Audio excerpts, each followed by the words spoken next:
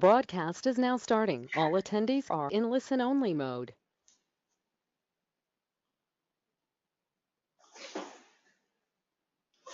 Hi, everybody. I'd like to welcome you to the Real Sam Behind the Sam Expert Guide to Star Trek. Really appreciate you taking the time. Jay, maybe would you mind kicking things off? Sure. Hi, everybody. Thanks for joining us today. Just wanted to go through a couple quick things first. Just a little bit about Metrics Data 360 first. Sean, you want to advance the slide one for me? Thank you. So just a little bit about our services and the services that we offer. So there's three main pillars that we operate in, and the first one is we offer managed services for SAM. So for companies out there that are, interested in investing in SAM and they see the value in it and they know that there's savings to be had and, better deals from the software publishers to be had because of having a good understanding of their data. For the companies like that out there, we provide the services and the expertise around multiple publishers to help make sure that they're, getting the best deals, that they're ready for software audits, stuff like that. The second pillar would be Audit Assistance.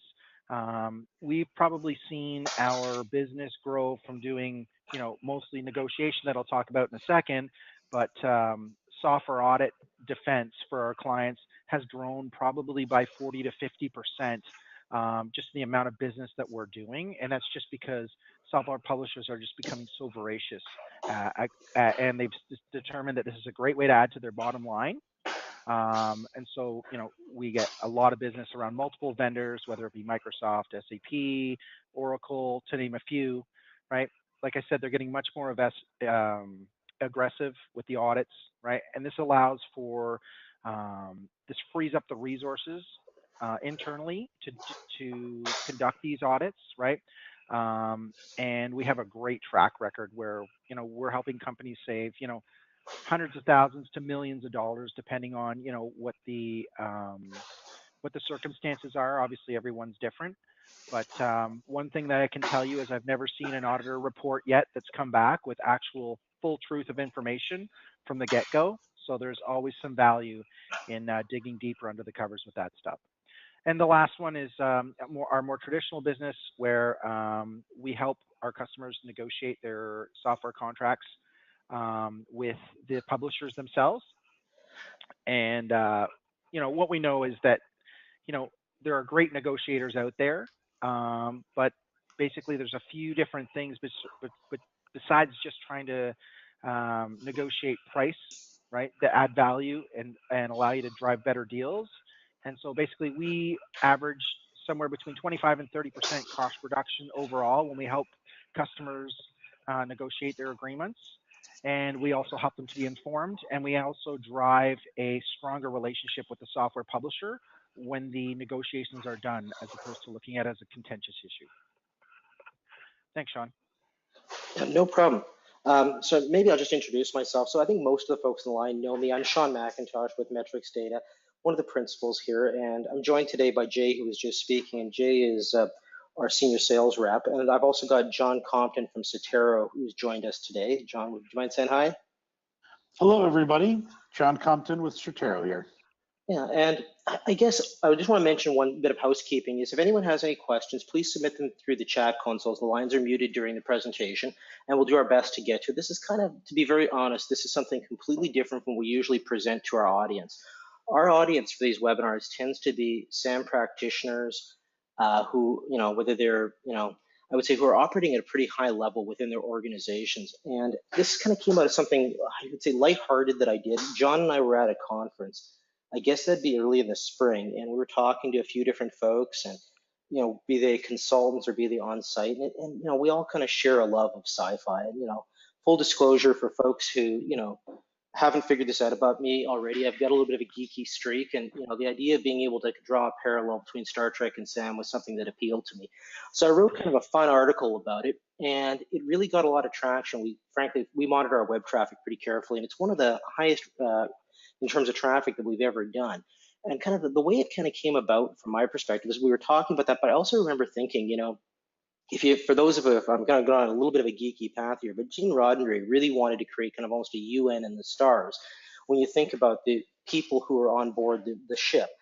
And I started thinking about, there's been various books written. I remember during the 80s, there was a popular book that was written around management style by Jean-Luc Picard, talking about how the way he empowered his people to make decisions. And I started thinking, maybe there's something interesting here where we can draw some parallels between Star Trek, talk a little about tools, and also I think one of the overlooked things when we talk about software asset management often is the humanity in terms of how we build our teams so that we can be effective both internally in our organizations and externally, because we're kind of new in many respects, in terms of parts of the IT organization. So I kind of categorized it by tools and equipment, and then the individual. So maybe we'll talk first about tools. I mean, probably one of the easiest parallels was, the Starship Enterprise.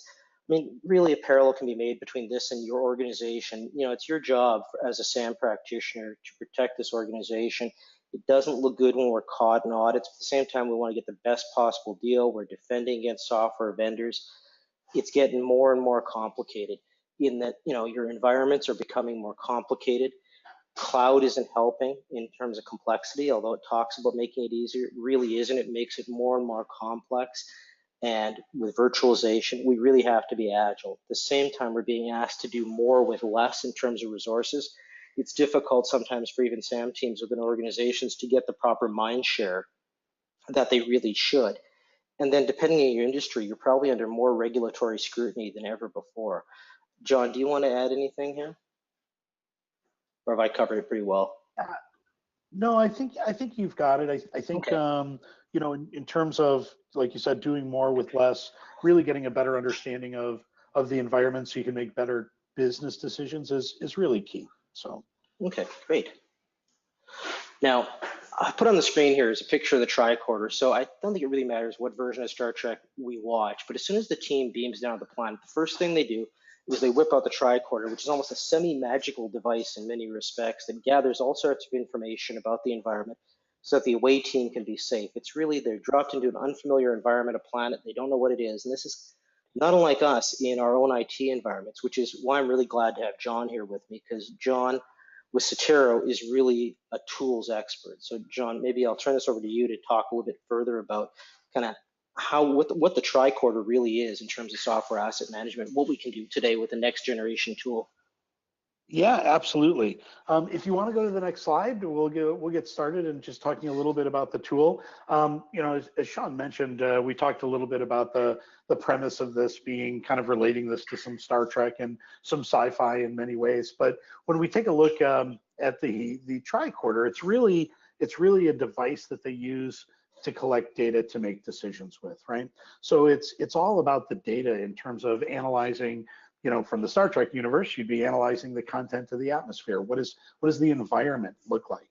And it's no coincidence that we refer to in asset management, we refer to our IT environment or our IT landscape, because we need to be able to get the data to be able to make these decisions so that we can make these better business decisions. So things like gaining control. What we're really talking about there is what do we have in our IT environment? So many organizations that we speak to today are trying to either do this manually or they're using a variety of tools. They're very disparate systems.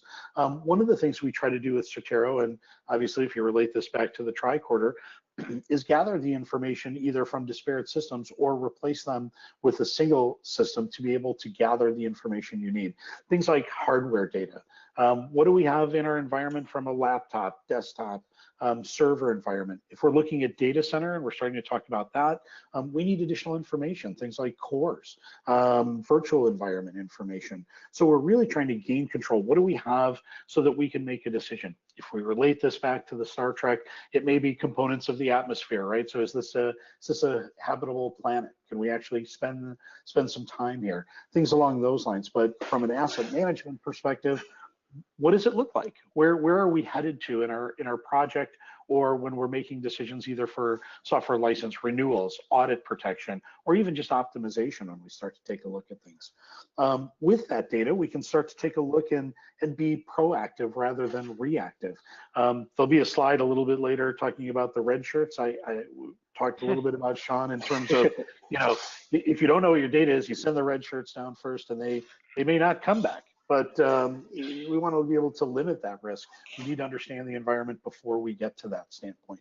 So if we have a larger asset management project or initiatives underway for a variety of different reasons, we want to limit the risk by understanding the environment before we go that way.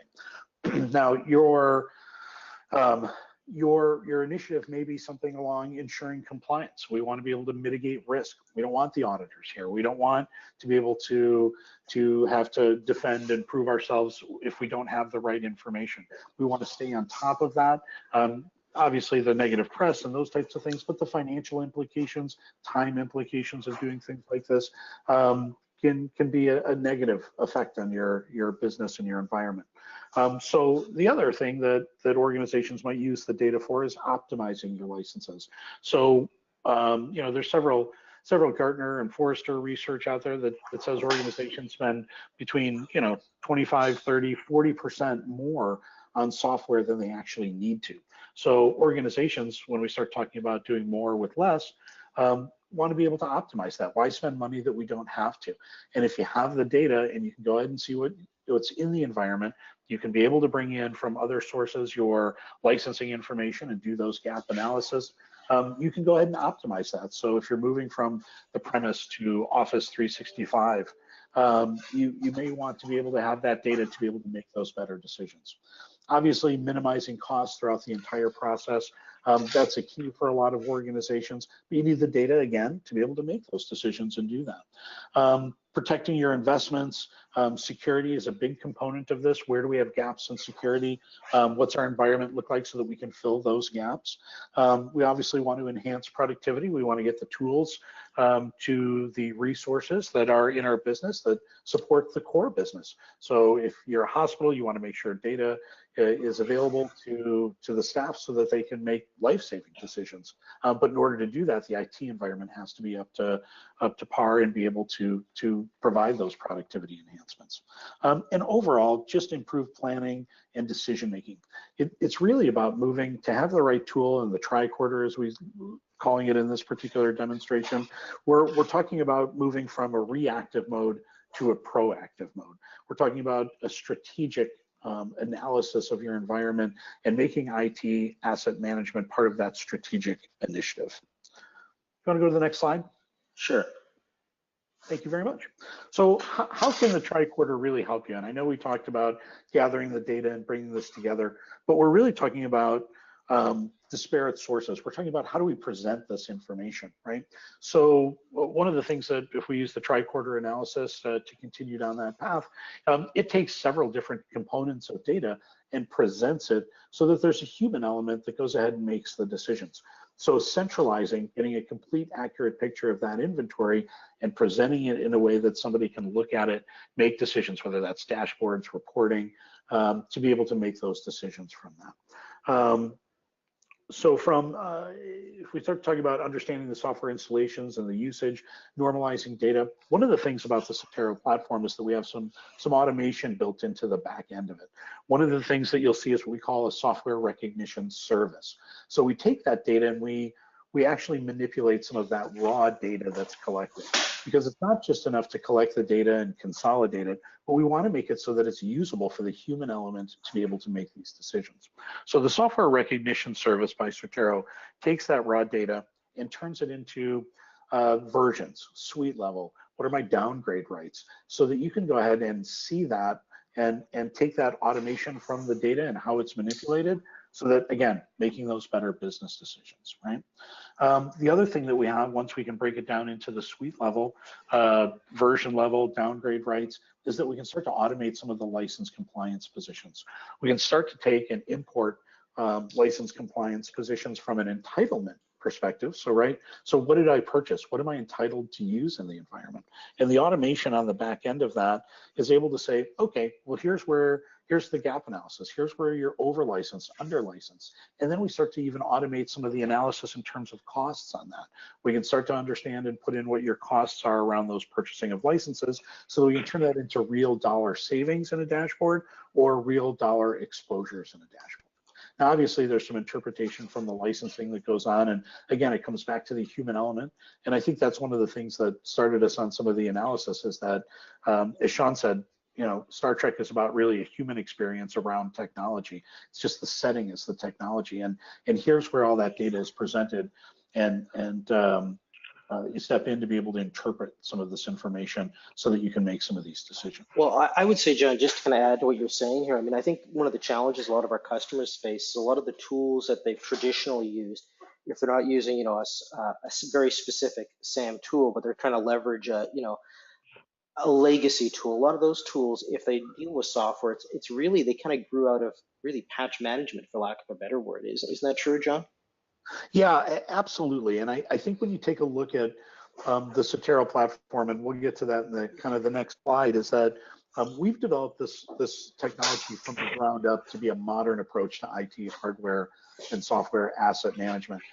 If I'm going to stick with a technology sci-fi level, you know, some of the legacy systems out there are really collaborated together from disparate sources, either through acquisitions or they've bought technology to try to put it together and make it all work together. But the Certero piece is really a platform that's been developed from the ground up to be able to work and provide end users with that single pane of glass experience. So, you know, if you take it from a sci-fi, it's like the difference maybe from an Apollo technology and to the space shuttle type of analysis, or even some of the new programs, the constellation programs. It's really taking and leveraging the technology that's available today, not a legacy platform, to be able to do this. Okay, great. Right. Should I move forward here? Yeah, let's go ahead and move to the next slide. So we talked a little bit about the Certero platform and some of the modern approach to IT asset management. One of the things that I'd like to convey to you is that while Certero has certainly been around for almost 11 years now, 12 years, our approach to the most recent platform that we have, the version 6 platform that's out today, has been rebuilt from the ground up. Once we decided to do that a couple of years ago, we really wanted to be able to build a piece of software and a solution that was adaptable to the future of IT hardware and software asset management. And to do that, we had to go ahead and develop the platform first. So the platform is really the common backend database structure.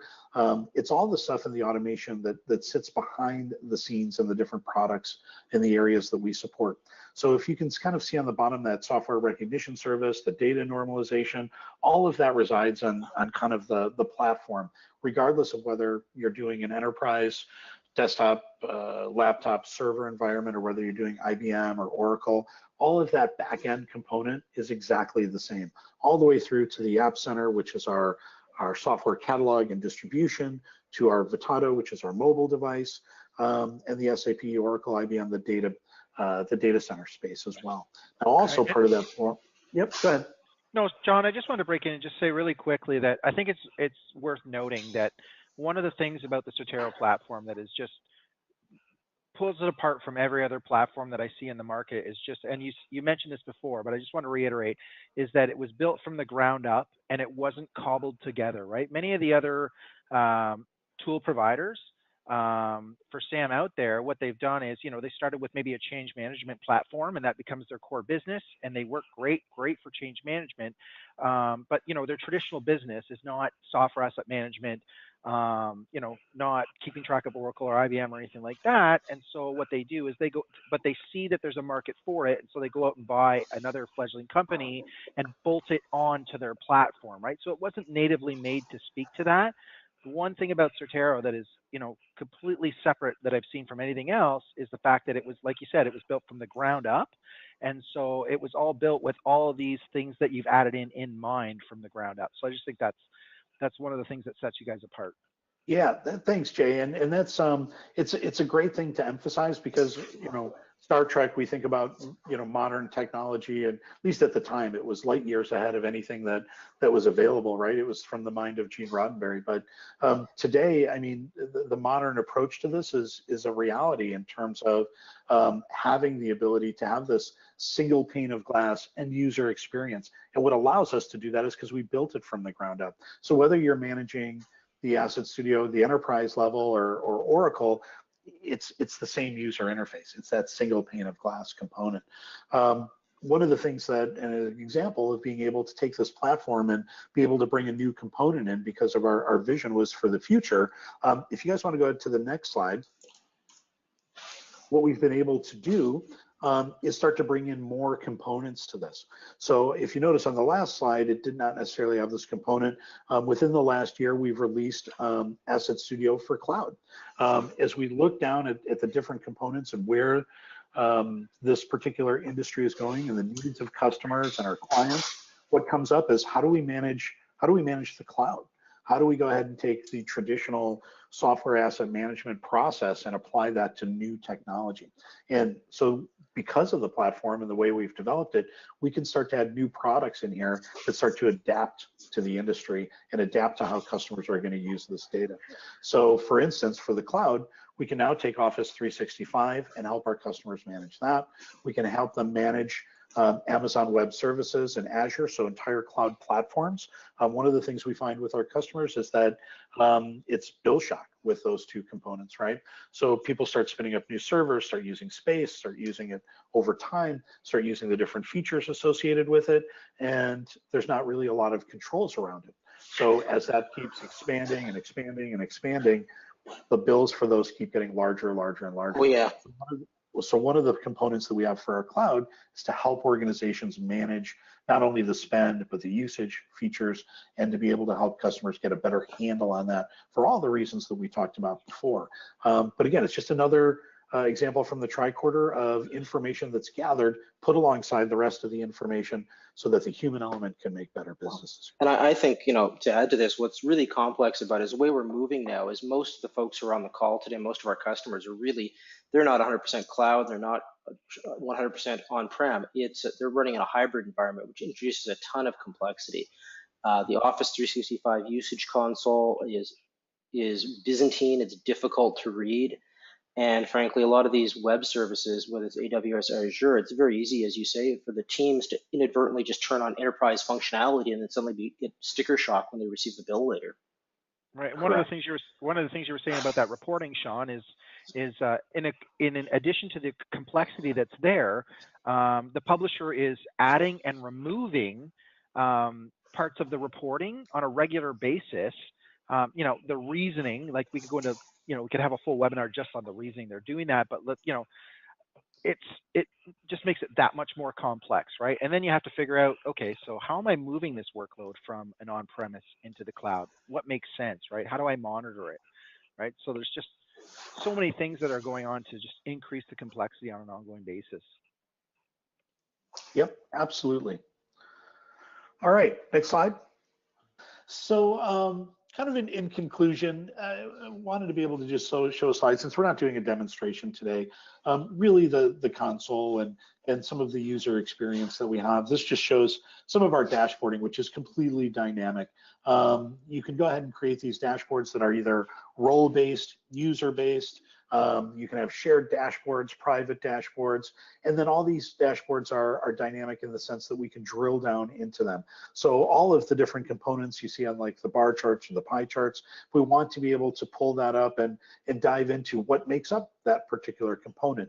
You can click in there to get a more highly granular, more detailed report and keep drilling down all the way down to the device level on some of these reports.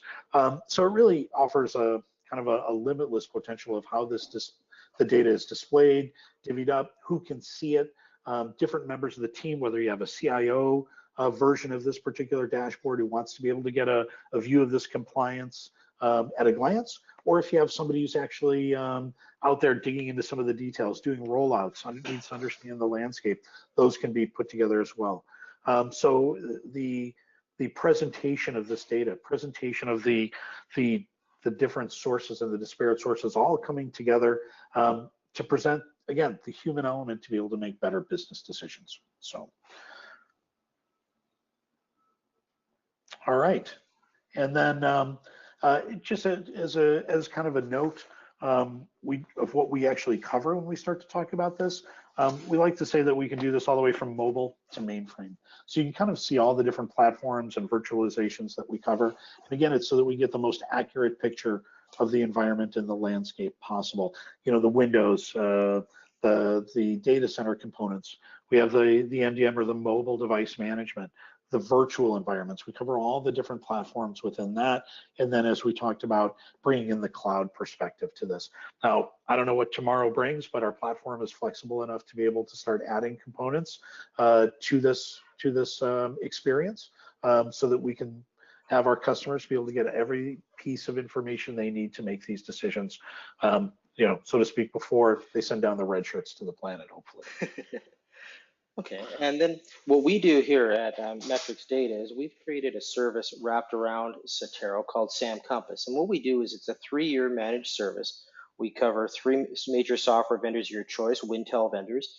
And essentially what we do is we leverage the tool and the tools, frankly, if you have them installed already, to really take software asset management, to take it out, not necessarily out of your hands, but just give you that clean data that you need, give you that licensing optimization, that peace of mind, that proactive audit perspective in terms of not having to deal with an audit after you've been audited, but actually having the confidence going in that you know your data inside and out, and having access to, frankly, our team of experts from a licensing perspective. We're not resellers, but our folks have worked at the various publishers for years and years, and we do hundreds and hundreds of software engagements a year, be it audit defense or contract negotiation, and we can really add a tremendous amount of value here. Right. Oh, and sorry, Jay.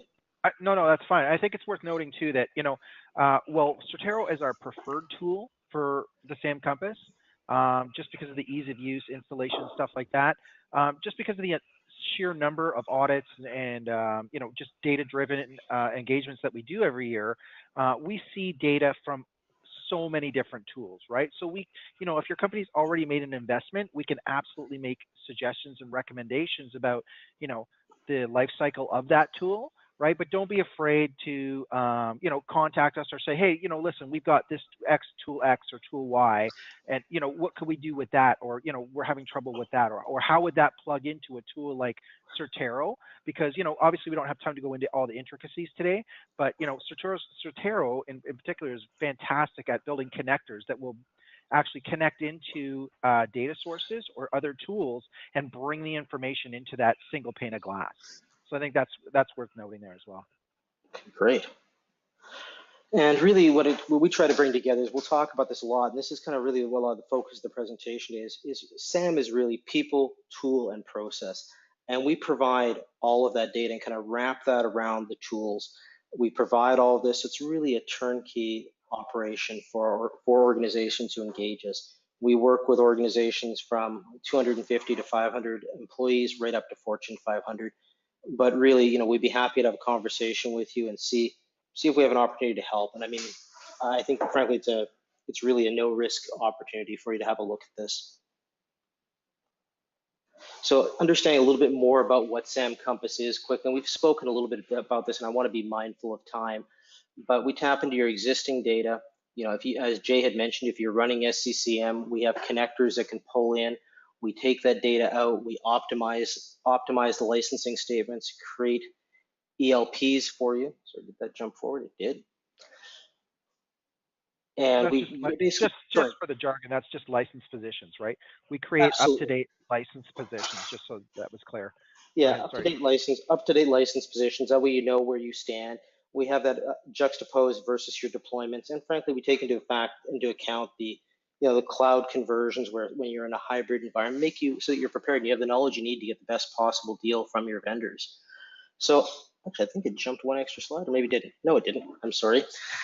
So I've got up here, we're gonna get caught up a little bit here, but what I've got here is a really realistic looking picture of Starfleet Academy, where folks go to learn before they jump into, frankly, deep space. And for us, Jay's going to talk a little bit about something we've developed that's kind of our version of Starfleet Academy. He's got a great offer for you as well. Yeah, so thanks, Sean. So one of the things that we are constantly asked is for knowledge share. Hey, you guys know so much about this. Can you guys help us with that? And we absolutely do that on an ongoing basis. And so we kind of matched up those requests with one of the things that we find frustrating, and I know that a lot of our clients find frustrating about training, right? To get a better understanding of a software publisher, about their licensing schemes and stuff like that. And that is generally these trainings that are in depth enough that they are worth the money that you pay for them are extremely expensive, right? And while most of us have training budgets, right? What's generally not included in those training budgets or limits them substantially is travel and expense that goes along with going to these trainings where you sit in classrooms. You have to go there, you have to stay there, all of that stuff that's wrapped around it. So what we wanted to do, and the whole, thought process behind creating the Metrics Data 360 training portal, which you'll see on the screen here, was just to provide a full educational experience, but available online, as opposed to having to make those repeated investments in going to these trainings, right? So this is something that we will be rolling out as a service for purchase at some point, but we've developed, we have the first, and Microsoft first, we have the first training modules already online. And here's kind of an example of what you can see from one of the course curriculums. I think this is the Windows Server one, if I'm not mistaken. But basically what we've done is we've opened it up for a free trial for anybody that would like full access. I think there's 3 modules that are available now. Windows Server, using AD, and the last one, I believe, was something to do with cloud. It's Office 365 reporting, right? Understanding Office 365 reporting, right? And we've broken them down into their most common elements. And this is the way that we here would talk to each other on a daily basis about the things that are really, really important when you're trying to learn. So I think it just gives that in-depth, like this is what the guys from Metrics Data 360 are doing. So, okay, this must be the real goods, right? And it certainly is, right? So we've got a ton of effort, a ton of time put into these things to develop them, developing sample reports for you when you're looking at the data and stuff like that. But like I said, we have the first 3 modules online, and we are, as part of for any of the people that are listening and watching the webinar today, we're offering a free access, full access trial. And so the email address is on the screen here. We will send it out in an email after the webinar if you don't have time to write it down. But if you just email training@metricsdata360, what we'll do is we'll set you up an account and you'll have full access to the training that's available right now. That's great. So we kind of talked a little bit about the humanity in this, and I think it's important, sometimes for us as consultants, we get brought in midstream through an engagement, working with an individual, but often for you folks who are in a larger team, you have a lot of different personalities and not only to manage, but who bring different things to bear as part of the SAM experience. And I think it's important to recognize these people. It's just kind of something that I think it was really hammered home to John and I as we sat in on some of the roundtables at the SAMS USA conference, where various SAM practitioners from enterprise organizations were talking about kind of their role on their teams, how they build their teams, and frankly, some of the, I'll call it the interpersonal challenges and positive things that they experience day to day. So I think a lot of us are on the call today are SAM practitioners. We probably identify on some level with Spock because at the end of the day, he is that logical, data-driven person who is looking at the data and trying to provide the knowledge up to the CIO that they need to keep everything safe and to make, dare I say it, logical decisions. But I think this is a lot of us, and we tend to spend a lot of our time in spreadsheets, and we see things that we think are important. But sometimes other folks who are a little bit separated from, our experience as SAM practitioners may not quite see the importance in what we're doing. Now, this is a bit of a joke here, and we threw that in, was the red shirt. So those of you who are familiar with Star Trek, if you're wearing a red shirt and you beam down to the planet, odds are that individual is probably not coming back to the planet with a pulse. So the joke was in the initial article was that, sometimes things just don't go your way. You need a red shirt to fall in that grenade. Now, hopefully that's not the case, and hopefully I couldn't resist using this picture because I just liked it. I see they've even got their SAM data in the background of that shot there, Oh Sean. yeah. That show's not showing great progress though. But I've got Scotty up here, and I think what Scotty kind of represents is for those of us who are doing SAM, at some point we have to make that trudge down to the server team because we need root access, we need admin access. I mean, John, inevitably that's what your tool is going to need, isn't it? And I'm sure every other tool, right? Yeah, correct. So when we start talking about connectors and bringing data in, part of the team is those administrators who can get us access to some of the data that we need to be able to import and collect and put together for reporting. Yeah, and I think the other thing with these folks is so often, when we look at, I'll call it audits or things of that nature from a Microsoft perspective, or even from an Oracle perspective, a lot of the gap that these vendors are going after is server based.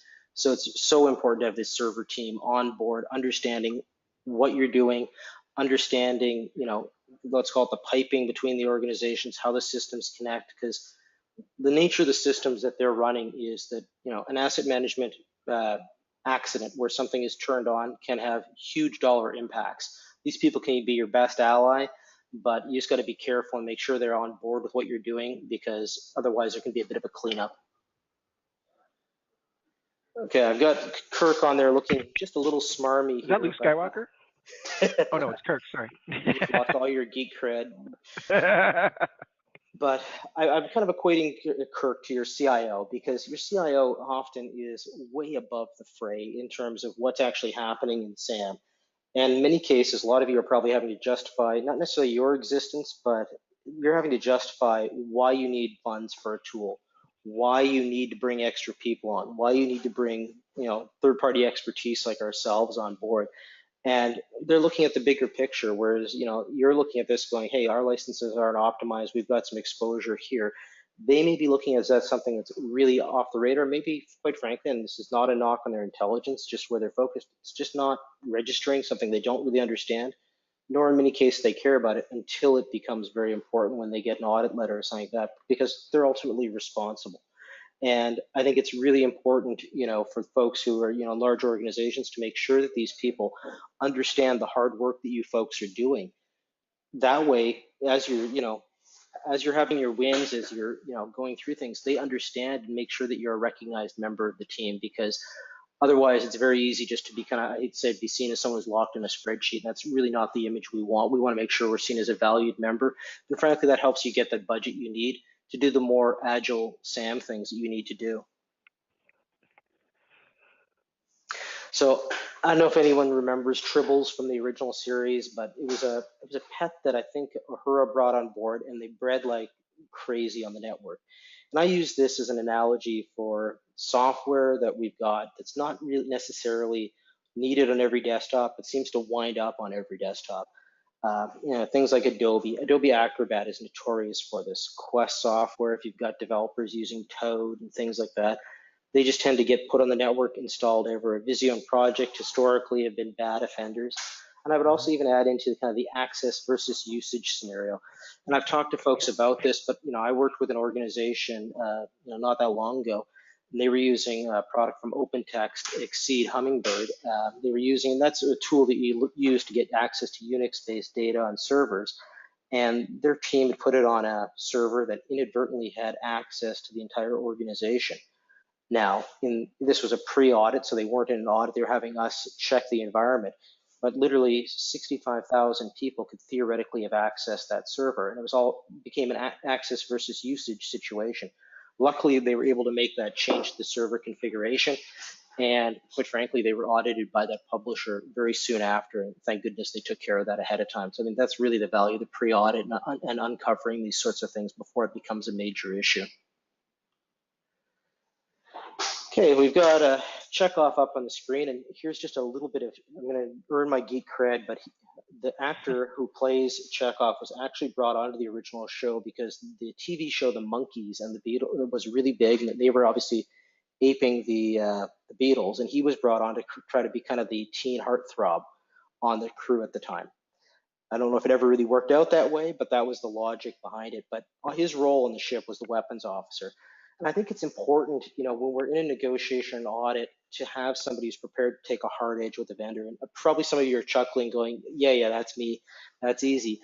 But it's kind of good to balance it out, because at the end of the day, these vendors are strategic partners. We want to hear what they have to say. We want to get the value from them.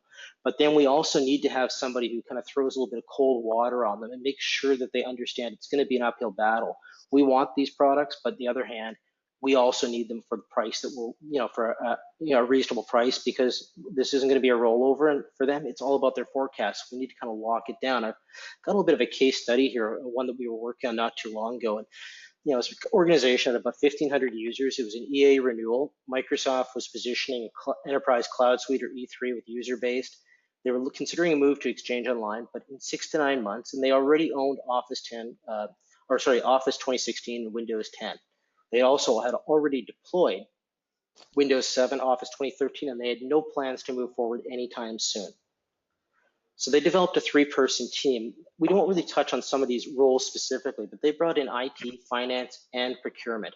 One of the people in this played the really strong bad cop.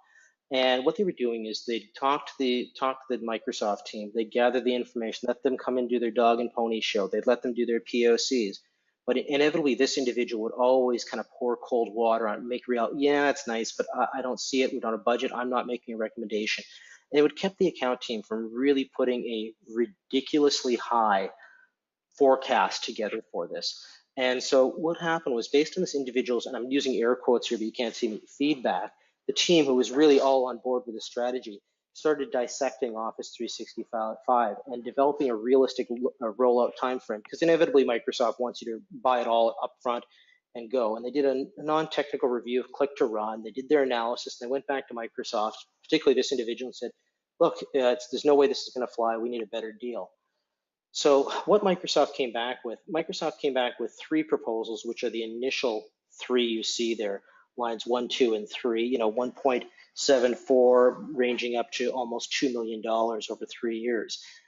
Now, what their hand was forced to put together was doing Office 365 just as an add-on, and also maintaining perpetual rights. And this is important because in a lot of cases, they'll do almost like an upgrade SKU when you move to Office 365 and you lose those perpetual rights. So you have to be very cautious about that. Then we also looked at what Exchange Online only would cost. And also, if we were to ramp this and tie their purchase to deployment, what would that look like? And really what we got is a value gap. And the way I'm taking this value gap is I'm saying it's a value gap between 1.74, which is Microsoft's device-based Office 365, minus the ramp. And it was there's a 30% gap there. And the message that came back after doing all the analysis was, the bad cop came back and said, look, there is a 30% value gap here. You have to do this. End of the day, that's where they wound up going. But that was really all the result of that pushing back hard and having that hard data.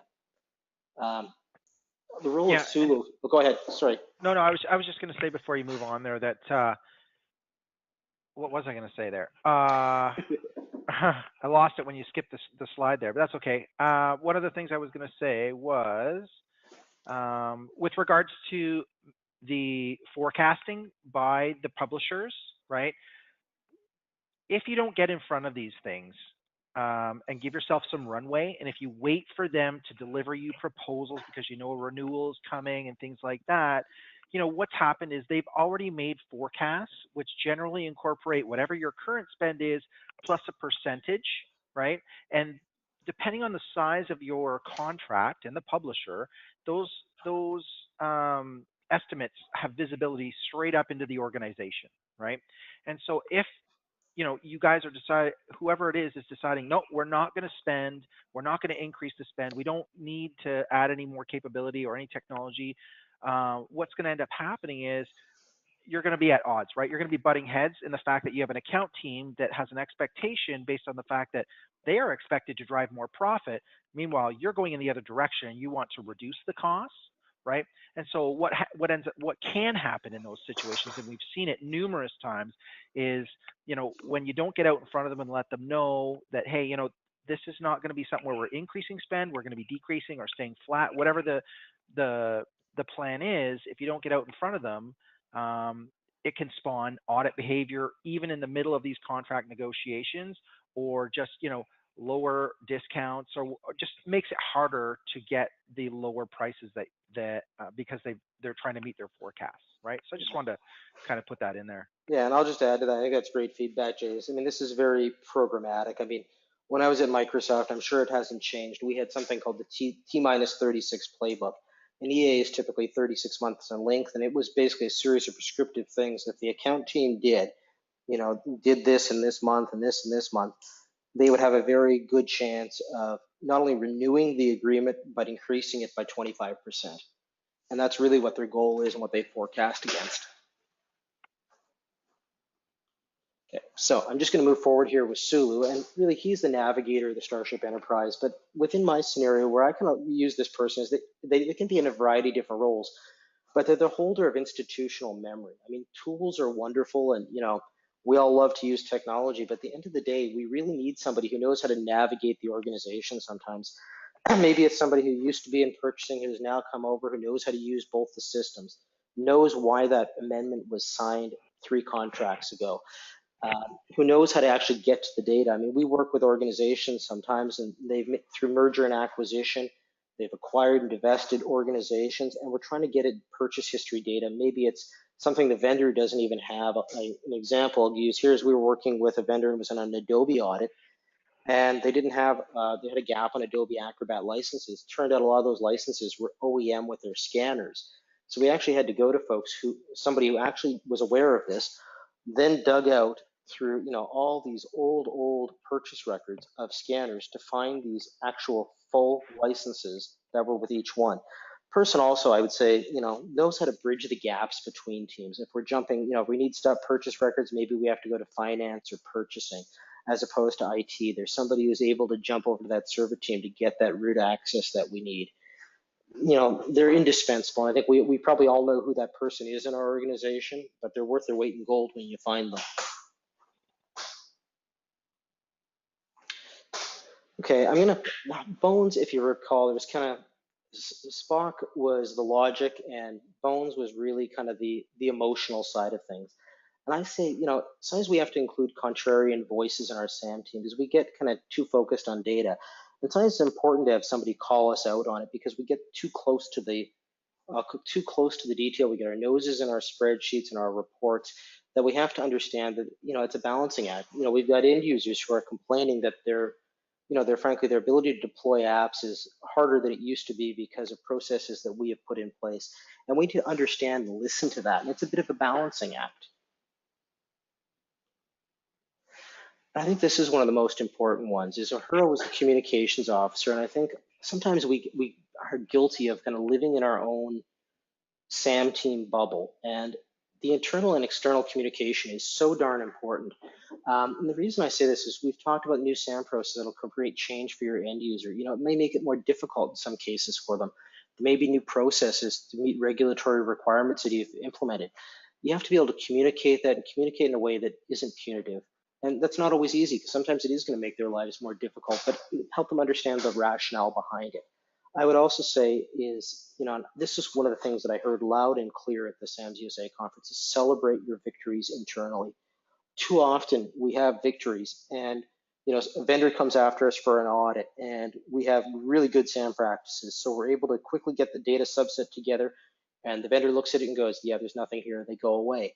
And we just kind of breathe a sigh of relief instead of, celebrating upwards, managing up and letting people know what the process we put in place achieved and what we avoided.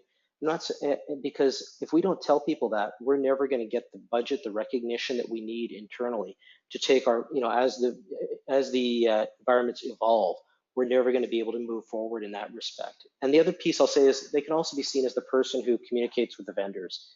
And I got on here, don't go radio silent, because that's probably one of the top pieces of advice I give to folks if they ever find themselves receiving an audit letter, a software asset management engagement request, things like that.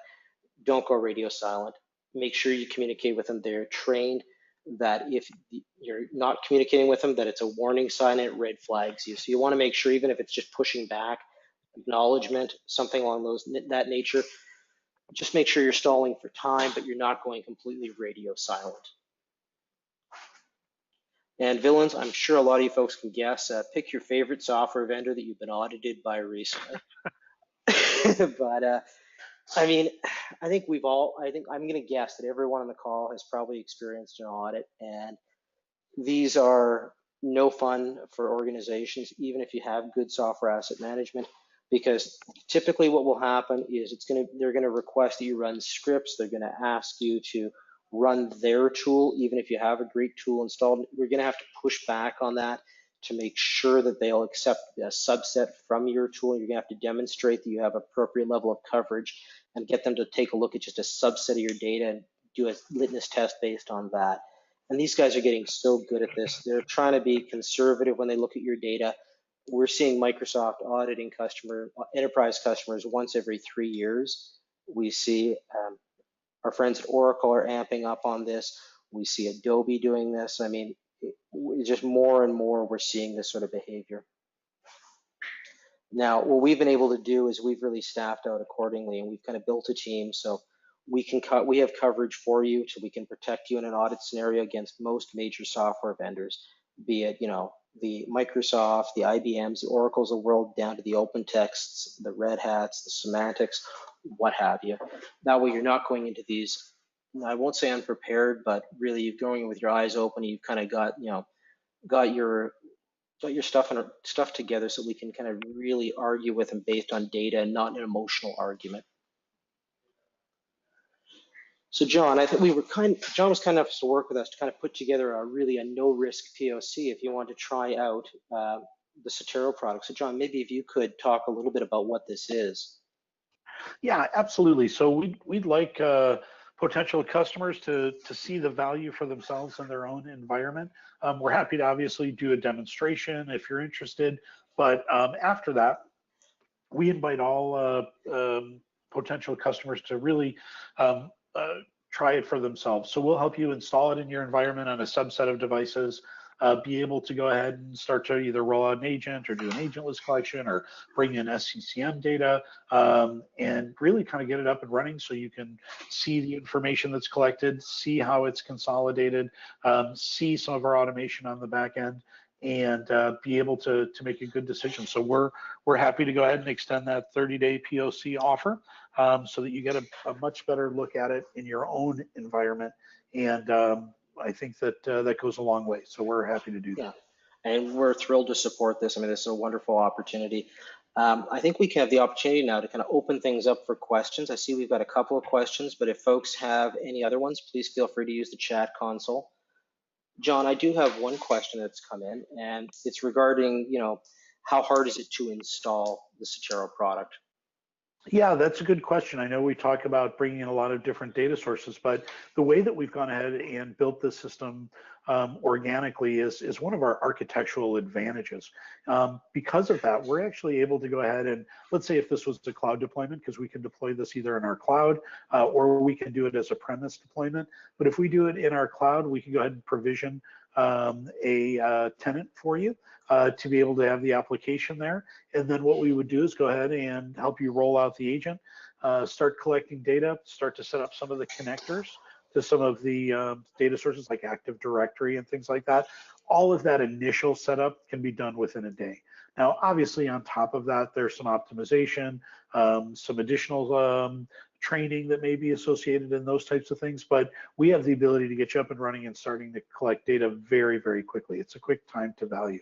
Now, if it was on the premise side in your environment, you would obviously have to either spin up a virtual environment or have the servers and have some of the appropriate administrators present as well. But it's the same concept for getting set up behind the firewall. And I just wanted to add to that, John. So like having been on the the end where we're working with so many different tools, and we've seen a lot of times, what it takes to get them going, the customization that can be required to set them up with legacy products and stuff like that. These are like setup times that can take, months, right?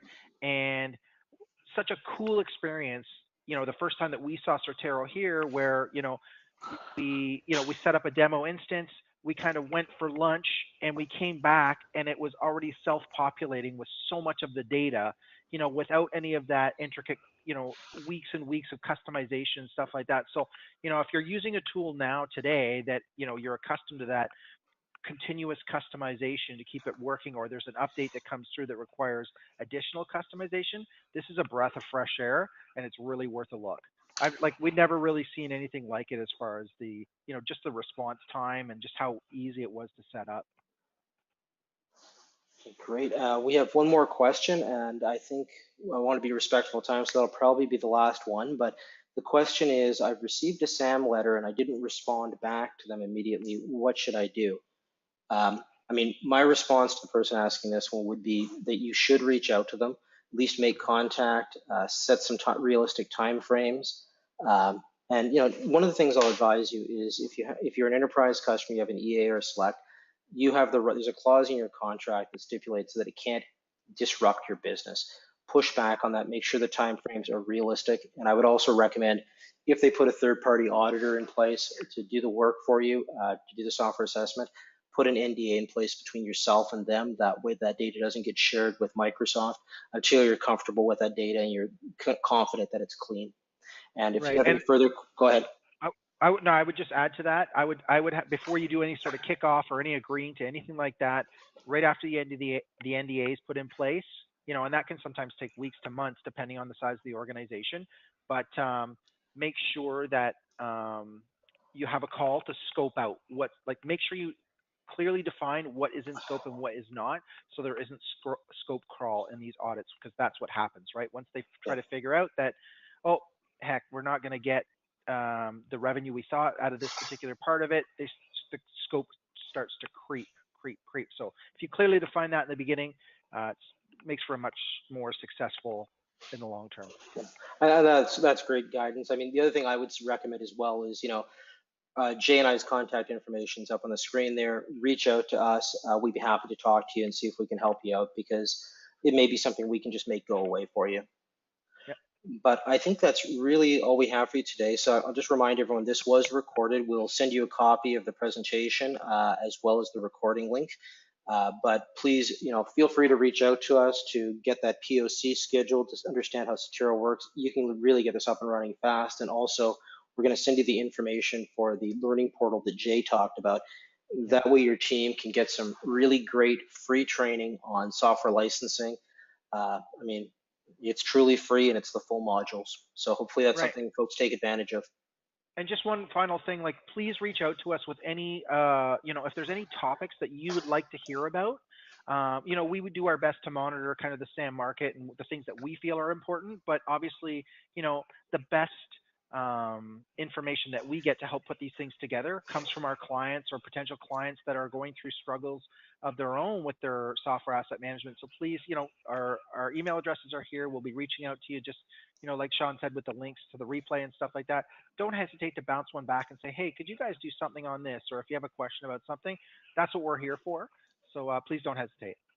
Okay, great. Well, I'll just wrap things up by saying I really appreciate everyone who took time away from their busy day to spend some time with us today. I hope this was a good use of time, and thank you all very much, and we'll be in touch soon regarding the next webinar. Thanks, everybody. Thank you, everyone. Bye. Bye now.